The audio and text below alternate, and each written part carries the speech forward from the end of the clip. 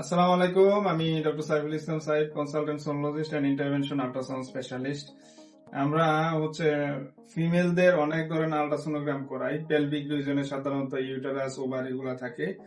আমরা কিন্তু সার্ভিক্সটা, broad cervix পর্যন্তই কিন্তু আমরা সবাই জানি, কিন্তু অনেক সময় সার্ভিক্সে কিন্তু কার্সিনোমা হয়, সার্ভিক্সে অনেক ধরনের প্যাথোলজি হয়, ক্রনিক সার্ভিসাইটিস হয়। তো আমি এটা খুব অসাধারণ কেস দেখাবো, সাথে হেমাটোমেট্রা দেখাবো। আমার কাছে মনে হচ্ছে এটা সার্ভিক্স এর কোনো ক্যান্সার হইতে পারে।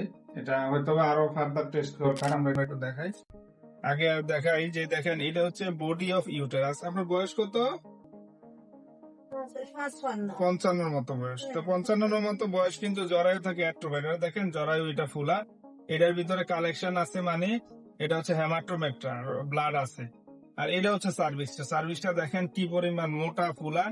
কারণ হচ্ছে যে লিকুইডটা আছে এন্ডোমেট্রিয়ামের ভিতরে, এটা কিন্তু পাস হইতে পারতেছে না।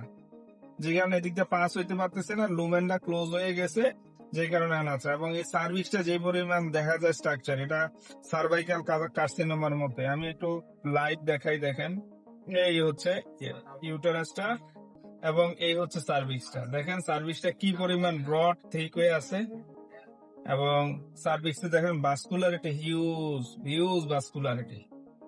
এটা ইউজুয়ালি এটা কালেকশন যদি জমে আছে, আমরা হেমাটোমেট্রা হিসেবে চিন্তা করতে পারি। আর যেহেতু সার্ভিক্সটা মানে হেটারোজেনাসলি হাইকুইক এবং হিউজ এরিয়া হয়েছে, এটা হচ্ছে সার্ভাইকাল কার্সিনোমার সাথেই যায় আর কি। খুবই আনকমন একটা কেস। আমরা কিন্তু সার্ভিক্সে সাধারণত ফিমেলদের বলে থাকি ব্রড সার্ভিক্স অথবা ক্রনিক সার্ভিসাইটিস, নেবুথিয়ান্সিস। কিন্তু সার্ভিস যে এরকম একটা শেপ আসতে পারে, বাজে একটা শেপ আসতে পারে, মানে খারাপ একটা শেপ আসতে পারে, এটাই তার প্রমাণ।